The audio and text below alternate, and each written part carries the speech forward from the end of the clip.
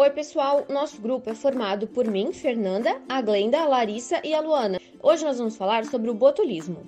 O botulismo é uma doença neuroparalítica grave causada pela ação de uma neurotoxina produzida pela bactéria Clostridium botulinum. O que ela causa? Apesar de ser uma doença rara e não contagiosa, essa neurotoxina ataca o sistema nervoso do indivíduo e, por apresentar alta mortalidade, as pessoas infectadas precisam de um tratamento muito rápido. Apresentam-se na forma alimentar, intestinal e por ferimento. Todas caracterizam por uma manifestação neurológica seletiva de evolução grave e alta letalidade. Trata-se de uma doença de notificação compulsória imediata em até 24 horas, em casos suspeitos ou confirmados. Diante da gravidade, é a possibilidade de múltiplos casos provenientes de uma ingestão de uma mesma fonte de alimento contaminado. Basta a notificação de um único caso para ser considerado uma existência de um surto de botulismo. O agente etiológico trata-se de uma bactéria anaeróbica, bacilo gram positivo e esporulado.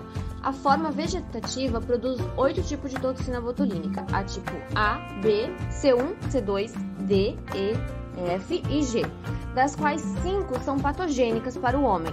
As do tipo A, B e E são as mais tóxicas e as formas F e G, ainda que de forma mais rara, também pode provocar uma doença. Mas atenção, algumas dessas cepas da bactéria produzem enzimas que dão aparência estragada ao alimento. Porém, outras colonizam o alimento sem alterar seu aspecto, sendo difícil detectar a contaminação. Como a toxina produzida não tem cheiro nem sabor, não é possível saber se o alimento ingerido está ou não contaminado.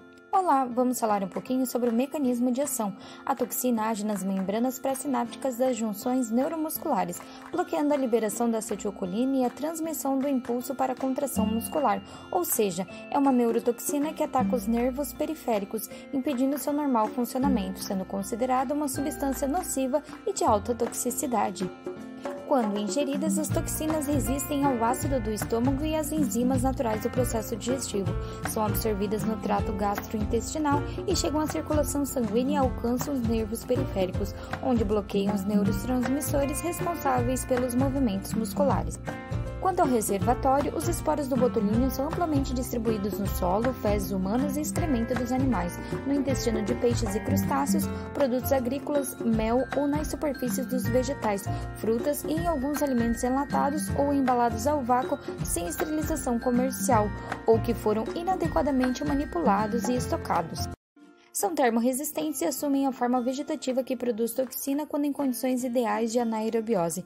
pH alcalino, atividade de água entre 0,95 e 0,97 e temperatura próxima de 30 graus Celsius. Mesófilos. Ao contrário do esporo, a toxina é termolábil, sendo destruída a temperatura de 80 graus Celsius por 10 minutos ou a 100 graus Celsius por 5 minutos. Quanto ao modo de transmissão, o botulismo alimentar é o mais comum e ocorre pela ingestão da toxina botulínica presente em alimentos contaminados ou conservados de maneira inadequada.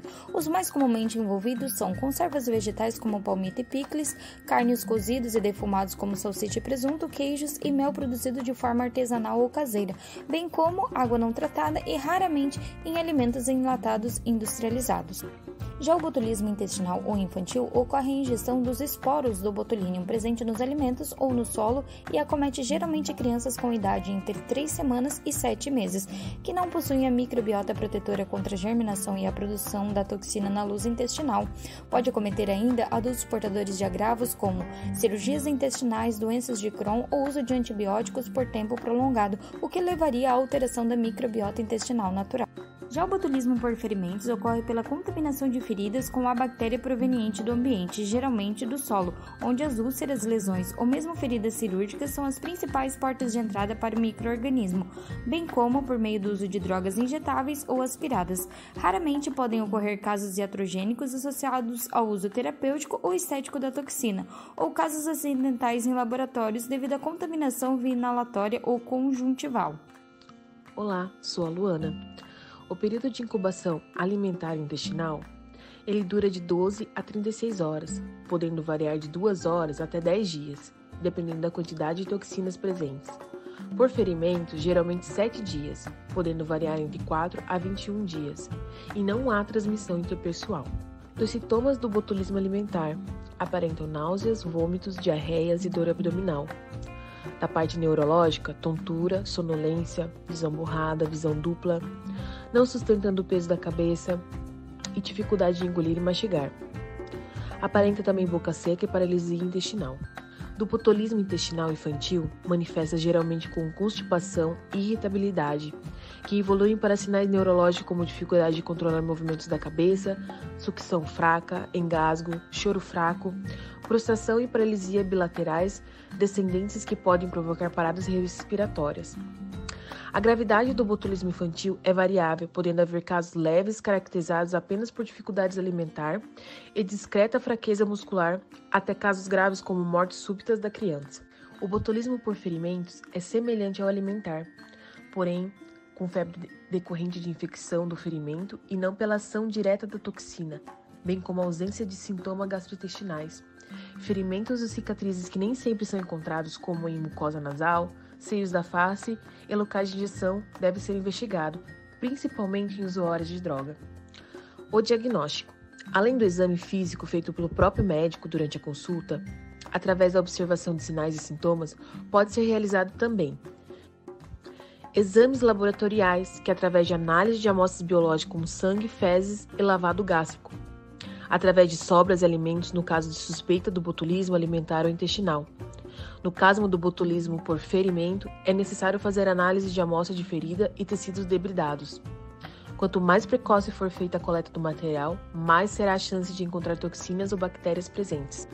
O exame neurológico é feito através de uma eletroneuromiografia, um importante valor diagnóstico por mostrar o comprometimento da membrana pré-sináptica na junção neuromuscular, auxiliando o diagnóstico diferencial, especialmente nos quadros de instalação rápida e difícil diferenciação quanto à evolução do comprometimento, como por exemplo nos casos de favismo, meningoencefalites, polineurites, acidentes vasculares e cerebrais, entre outros.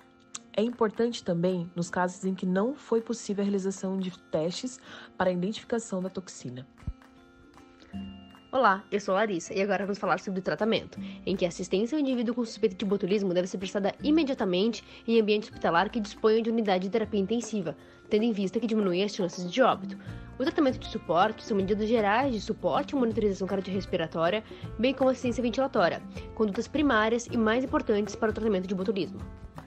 Já o tratamento específico visa eliminar a toxina circulante no sangue, que ainda não se fixaram aos nervos do sistema nervoso, através do soro antibotulínico, SAB, fornecido exclusivamente pelo SUS, mediante a notificação do caso suspeito em ficha específica. O soro antibotulínico deve ser administrado após a coleta das amostras clínicas até 7 dias no máximo do início dos sintomas. A sua indicação deve ser criteriosa, mas pode causar reações de hipersensibilidade, não sendo indicada para crianças menores de 1 ano de idade. Além, é claro, do uso de antibióticos, como a penicilina e o metronidazol, nos casos de botulismo por ferimentos, que ajudam a eliminar a bactéria que está se reproduzindo nas lesões. Em relação às ações de vigilância epidemiológica, a suspeita de botulismo deve ser notificada imediatamente ao Serviço de Vigilância Epidemiológica Regional, Municipal e Central. O botulismo de origem alimentar é considerado uma emergência de saúde pública, pois outras pessoas poderão vir a apresentar a doença caso tenham ou venham a consumir o mesmo alimento. Em relação às medidas de controle e prevenção, em casos de botulismo alimentar, as ações devem se centrar no recolhimento dos alimentos suspeitos, com inspeções sanitárias e medidas que se suportam em legislação vigente, reproduzidas no âmbito industrial ou no comércio, entre outras medidas no âmbito da agricultura. Já as ações de educação sanitária da população, de produtores e manipuladores de alimentos quanto à higiene do preparo, conservação e consumo dos alimentos são essenciais para prevenir o botulismo e outras doenças vinculadas à intoxicação e infecção alimentar. Em relação ao botulismo no Brasil, entre 2007 e 2020 foram registrados 392 casos suspeitos, dos quais 86 foram confirmados. O maior número de casos suspeitos notificados ocorreu no ano de 2018, com 45 casos, e já os confirmados ocorreu no ano de 2009, com 15 casos. Mas e a toxina botulínica para fins terapêuticos e estéticos?